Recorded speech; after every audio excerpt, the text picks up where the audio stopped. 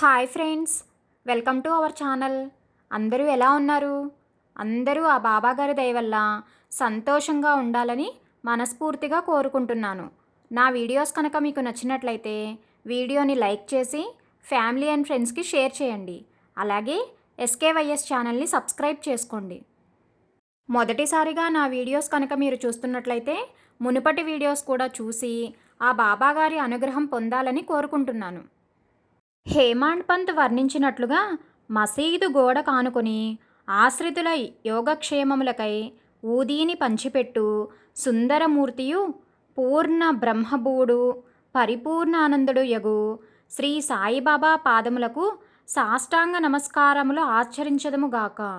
ఆ బాబాగారి అనుగ్రహంతో ఈరోజు వీడియోని స్టార్ట్ చేసుకుందాం. ఈరోజు వీడియోలో మనం బాబా కోసమై ఎవరో ఇచ్చిన మామిడి పండ్లను బాబావారు దాచి ఉంచి ఎవరికో ఇవ్వాలనుకోవడం ఏమిటో తెలుసుకుందాం. ఒకసారి శ్రీ సాయిబాబాకు ఎవరో మామిడి పండ్లను పంపినారు.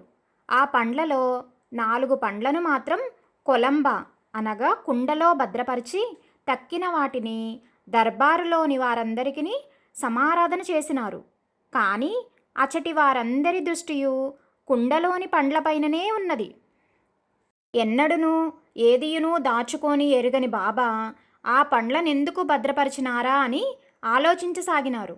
వారి ఆలోచనను పసిగట్టిన బాబా అచట పెట్టిన వాని గురించిన ఆలోచనతో మీకిచ్చిన వానిలోని మాధుర్యమును కోల్పోవుచున్నారు.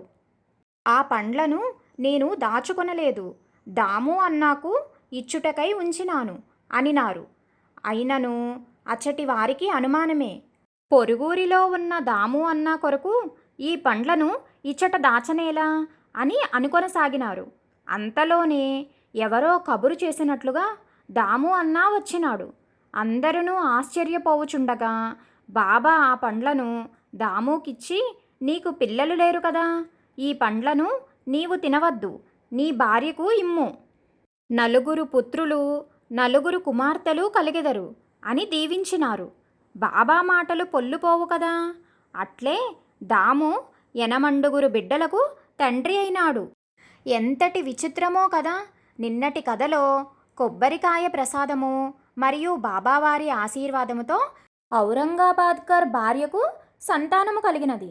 అలాగే ఈరోజు కథలో మామిడి పండ్ల ప్రసాదము మరియు బాబావారి ఆశీర్వాదంతో దాము అన్నాకు సంతానం కలిగినది. ఇక్కడ మనం తెలుసుకోవలసింది ఏంటంటే, అది ఏ ప్రసాదమైనా కావచ్చు, కానీ బాబాగారి చేతుల మీదుగా ఇవ్వడం మరియు బాబావారి ఆశీర్వాదం ఉండడమే వారికి మంచి జరిగింది. ఇంకా చెప్పాలంటే వారి భక్తి శ్రద్ధలే బాబాగారి ఆశీస్సులు పొందేలా చేశాయి. అందువల్ల నమ్మకాన్ని ఎప్పుడూ వీడకుండా, నిరాశ పడకుండా భక్తి శ్రద్ధలతో ఉంటే అందరికీ మంచే జరుగుతుంది. ఆ బాబాగారి కరుణ మన మీద కూడా ఎల్లప్పుడూ ఉండాలని కోరుకుంటూ అందరికీ ఓం సాయిరామ్, ఓం శ్రీ సాయినాథాయ నమః. Thank you for watching friends.